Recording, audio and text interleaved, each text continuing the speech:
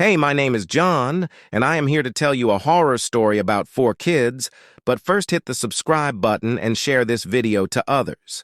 In the heart of the dense Willow's End forest, the remnants of the old Haraway mansion stood like a skeleton, its bones picked clean by time and neglect. The locals avoided the place, whispering tales of the Haraway family's sudden disappearance decades ago, leaving behind a house that seemed to swallow the light. The story begins with a group of curious teenagers, led by the audacious and irreverent Alex, who claimed not to fear the dead. "It's the living you've got to worry about," he'd often jest. His friends, Jamie, a tech whiz with a love for the paranormal, Lila, a budding journalist with an insatiable curiosity, and Sam, the skeptic, joined him on a dare to spend the night in the mansion on the eve of its rumored haunting anniversary. As they approached, the air grew colder, and the forest fell silent, as if to hold its breath. Crossing the threshold, they were greeted by a grand foyer, its grandeur marred by layers of dust and the scent of decay.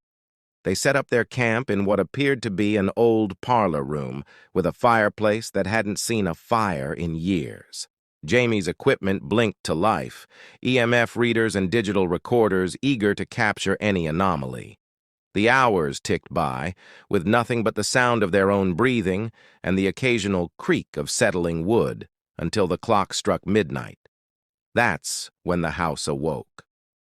A slow melody seeped through the walls, a piano playing in the depths of the shadowed halls.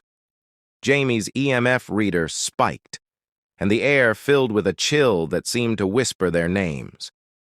Lila's camera, set to record, captured a blur of something just at the edge of the frame, too swift to be identified. They followed the music to the source, a grand ballroom with a chandelier that hung like a guillotine over the dusty dance floor. There, an ancient piano played by unseen hands filled the room with a haunting tune. Sam, the ever-doubter, approached the piano, reaching out to stop the keys. And that's when the madness began. The room spun, the walls bleeding shadows that twisted into shapes of the grotesque figures dancing in a macabre waltz. Alex cried out as the shadows reached for them, their touch cold as the void.